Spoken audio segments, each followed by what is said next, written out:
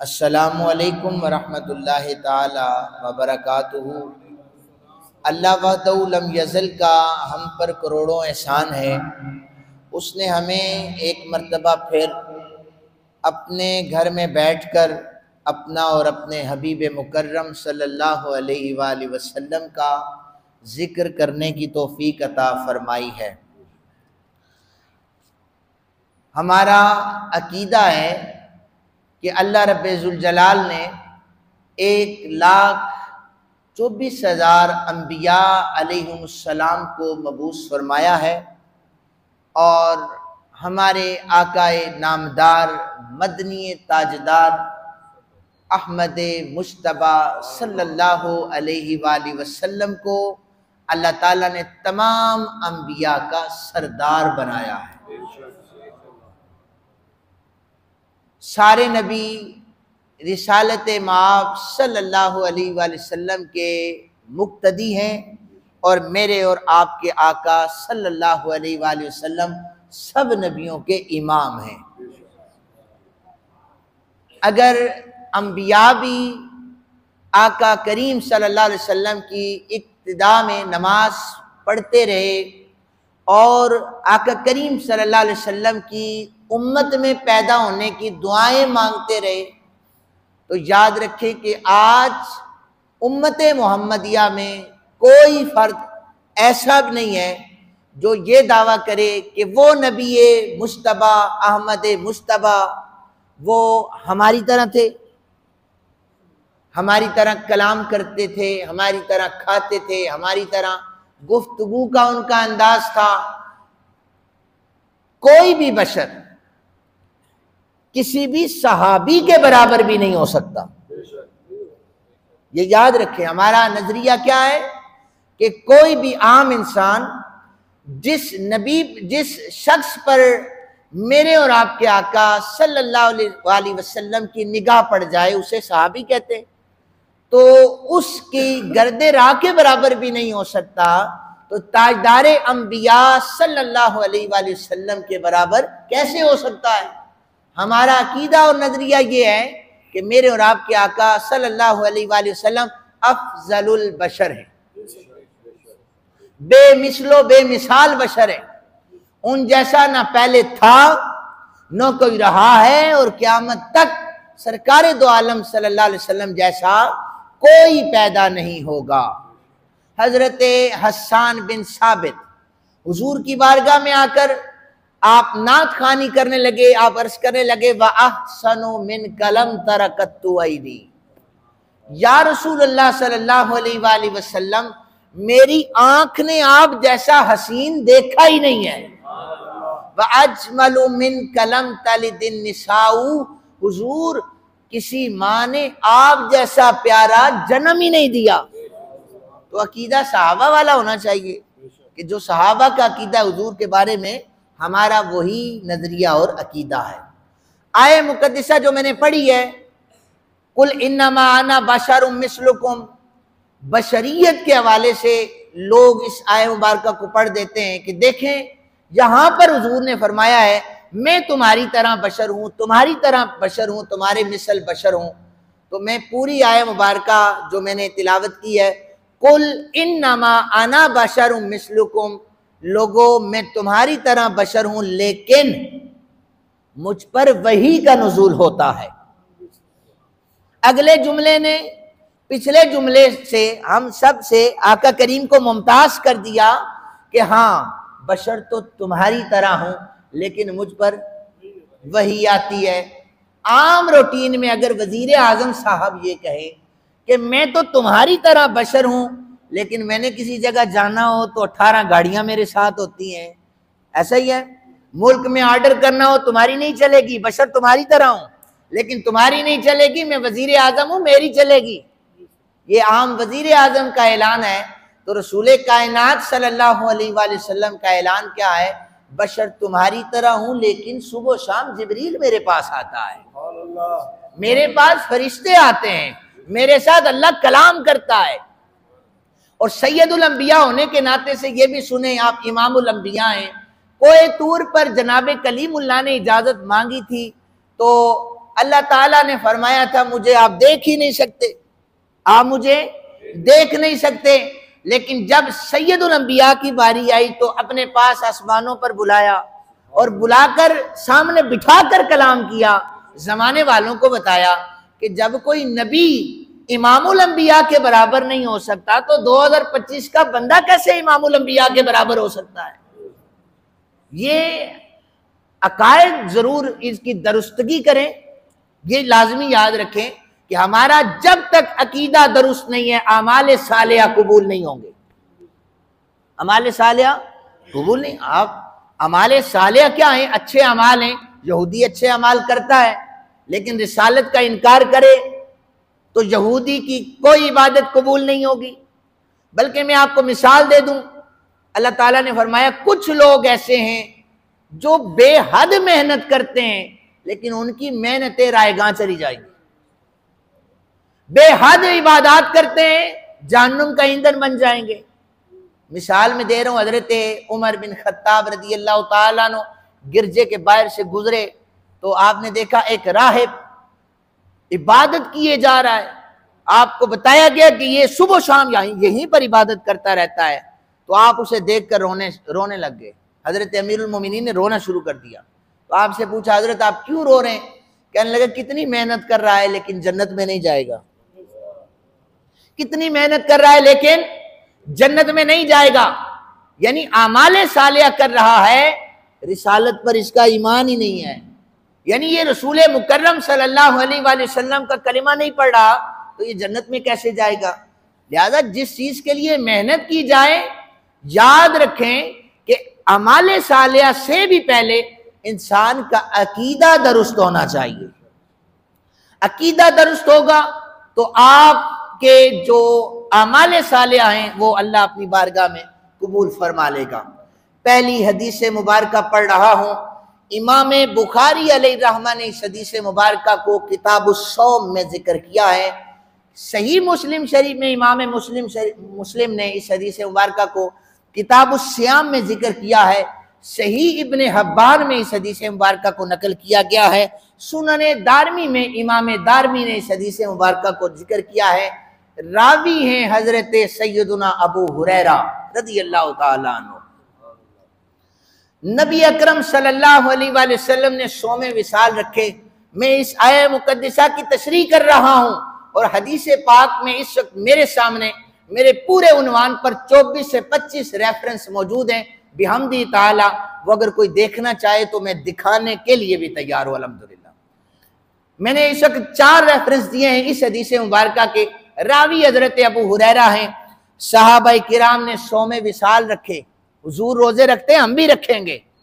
फिर जब तीसरा दिन आया सहाबाए किराम कांपना शुरू हो गए। अब सीधा खड़ा नहीं हुआ जाता था, कमजोरी हो गई। नबी पाक सल्लल्लाहु अलैहि वसल्लम को बताया गया कुछ सहाबा हैं जो सोमे विसाल रख रहे हैं और वो कमजोर होते जा रहे हैं, उन्हें कपकपी तारी है, लड़खड़ा रहे हैं। सैयदुल अंबिया सल्लल्लाहु अलैहि वसल्लम ने फरमाया उन्हें बुलाओ। बुलाया गया। आका करीम सल्लल्लाहु अलैहि वसल्लम ने फरमाया मेरे सहाबा तुम सोमे विसाल ना रखो इसलिए कि मेरी हकीकत को तुम जानते ही नहीं हो। मेरी हकीकत को तुम, भाई जब सहाबा हुजूर की हकीकत को नहीं जानते, 2025 में कोई है आप में जो शब और रोज रिसालत माफ सल्लल्लाहु अलैहि वसल्लम के सामने रहे, चरणों में बैठते रहे, वो अगर हकीकत मोहम्मद मुस्तफ़ा नहीं जानते, मैं और आप कौन होते हैं हुजूर की हकीकत जानने वाले। हुजूर ने फरमाया मेरे सहाबा सुनो, मेरी हकीकत को तुम नहीं जानते, मैं अल्लाह अज़्ज़ा वजल के पास अपनी रातें गुजारता हूं, वो मुझे खिलाता भी है पिलाता भी है, मेरी रातें वहां पर बसर होती हैं। तो नबी पाक सल्लल्लाहु अलैहि वसल्लम के जिस्म मुबारक में किसी किस्म की कोई कमजोरी नहीं हो रही और सहाबाए किराम कमजोर होते जा रहे हैं।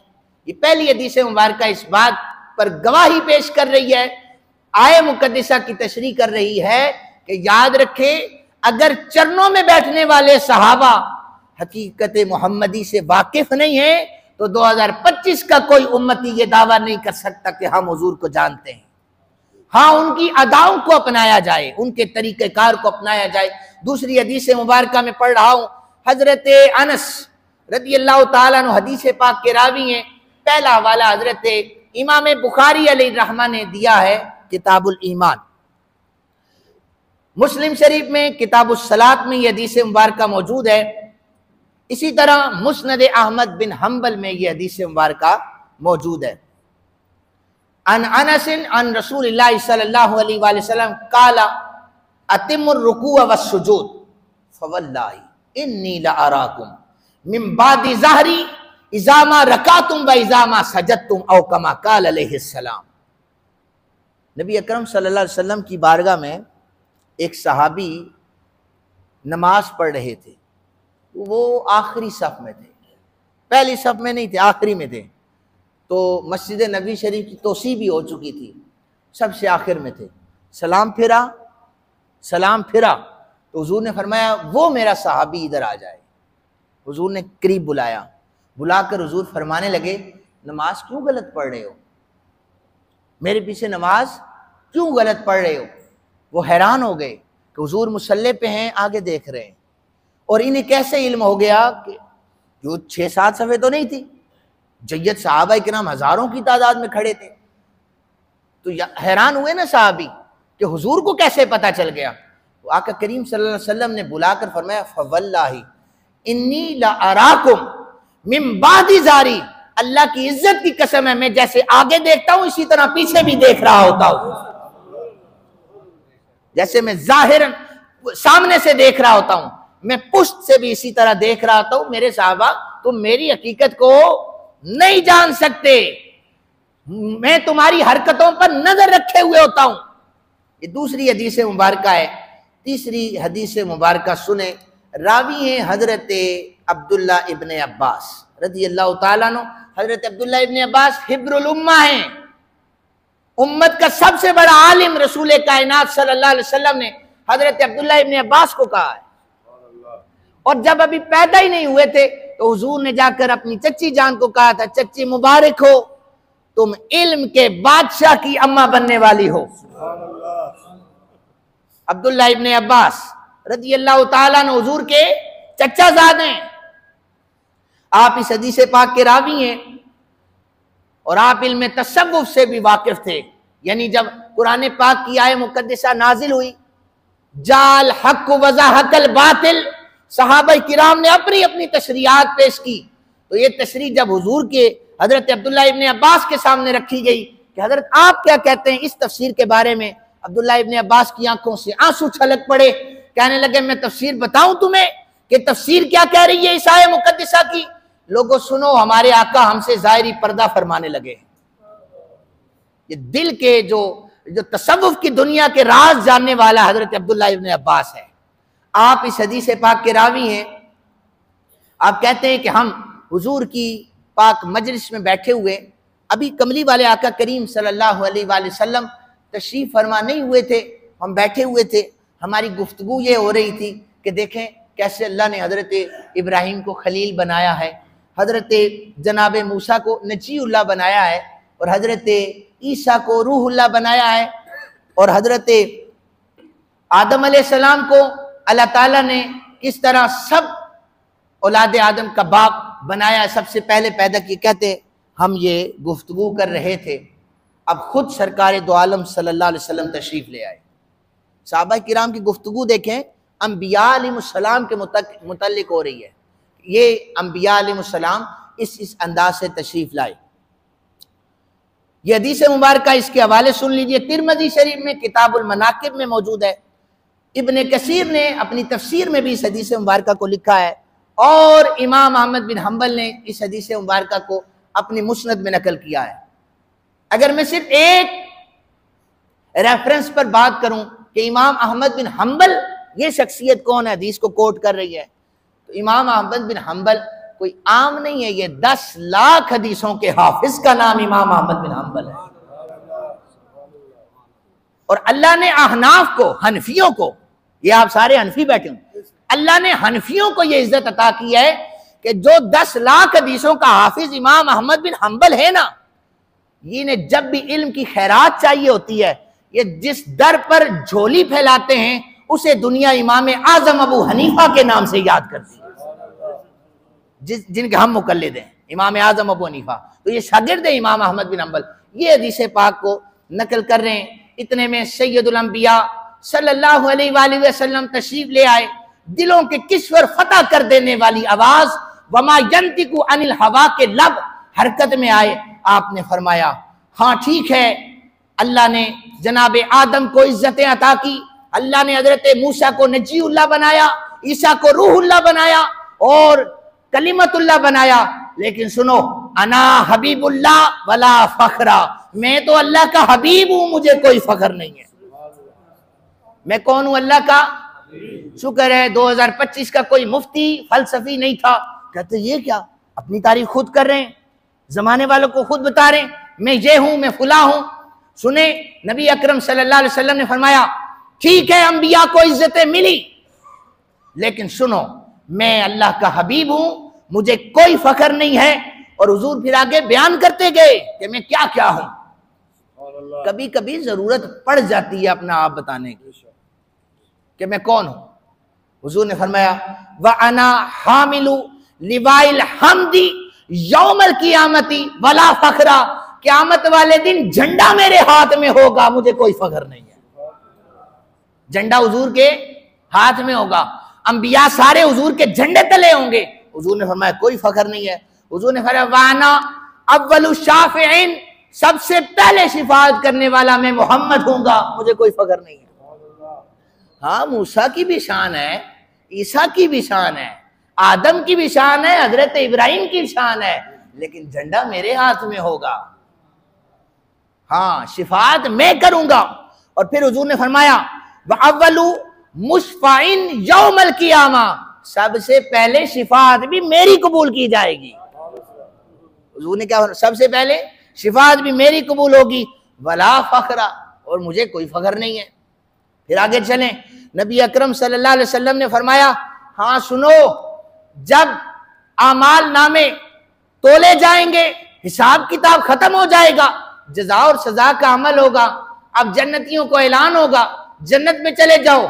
फरमाया मूसा की भी शान बहुत है, ईसा की भी शान बहुत है, लेकिन जन्नत के दरवाजे पर लगे हुए कुंडे को खड़काने वाला भी मैं मोहम्मद हूं, लेकिन मुझे कोई फखर नहीं है।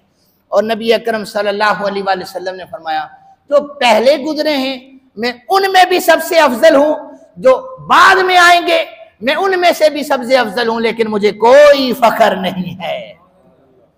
हुजूर ने फरमाया मैं मुअज़्ज़िज़ हूं, सबसे अफजल हूं, मैं सैयदुल अंबिया हूं, इमामुल अंबिया हूं।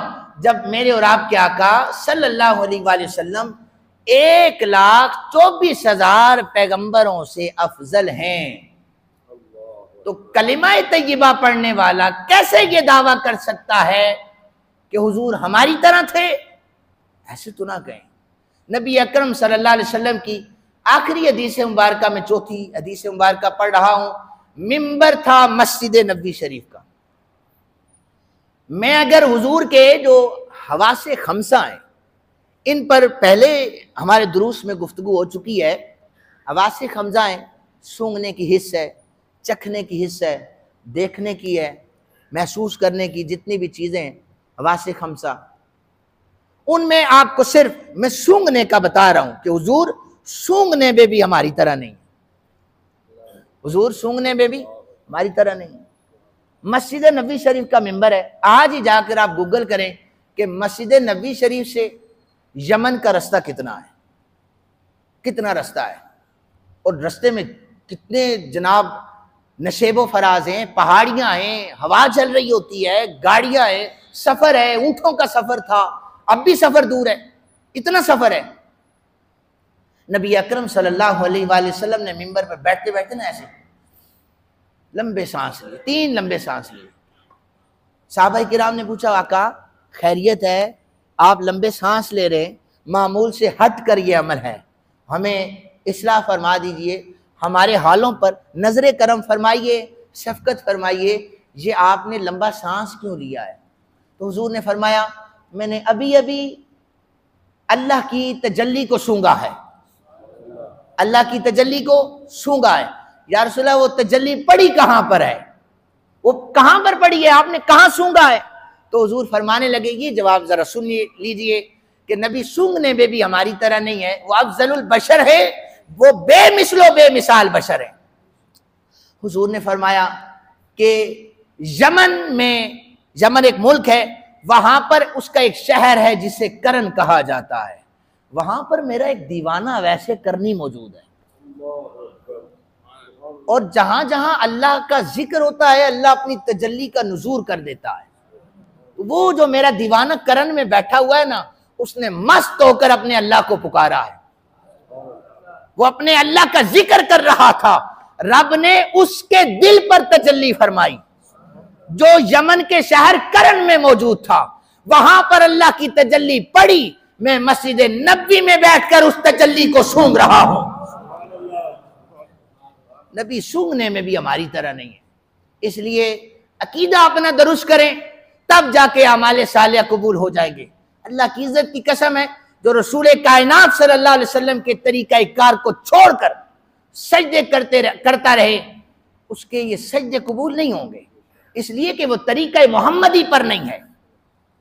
जो अहकामात रसूल कायनात सल्लल्लाहु अलैहि वसल्लम ने बताए हैं, उन अहकामात को छोड़कर अगर कोई आशिक रसूल होने का दावा करे, उसकी ये आशिकी किसी सूरत कबूल नहीं की जाएगी। आप लोग कोशिश करें कि अपना हुलिया, अपना लिबादा, अपने मामलात को रसूल कायनात सल्लल्लाहु अलैहि वसल्लम के फरामीन के मुताबिक गुजारे। जब भी हमारे मामलात जातियात होते हैं, जाती हमारे मामलात होते हैं, तो उनमें हम हुजूर की शरीयत को पीछे करके अपने मफाद को सामने ले आते हैं। मेरी तो जहां तक बसात होती है, कोशिश होती है, आप लोगों से भी ये अर्ज कर रहा हूं, आप लोग जब भी फैसला करें, इस्लाम को आप मयार बना लें, कुरान पाक को आप मयार बना लें, हुजूर के फरमान को आप मयार बना लें। किस तरीके से हुजूर ने फैसले किए। नबी अकरम सल्लल्लाहु अलैहि वसल्लम की पाक बारगाह में तो चोरी की गई तो फरमाया इसके हाथ काटे जाएंगे, इसलिए कि अगर मेरी बेटी फातिमा भी चोरी करती हाथ काट देता। ये जमाने वालों को एक जो दीन था वो पूरे तरीके से, जिसे कामिल दीन कहा जाता है, जो आलमगीर दीन है तमाम इंसानियत के लिए, सैयद आलम सल्लल्लाहु अलैहि वसल्लम ने पेश किया। अब हमारा फर्ज बनता है कि गुलामी रसूल का दावा करने वाले जितने भी हैं वो हुजूर की सुन्नतों पर अमल करें, हुजूर की सीरत पर अमल करें, ताकि हमारा जो आखिरी जहान है, जहां पर हिसाब किताब होगा, हमें वहां पर किसी किस्म की शर्मिंदगी का सामना ना करना पड़े। अल्लाह ताला हम सबको अमल करने की तौफीक अता फरमाए। वमा अलैना इल्लल बलाग।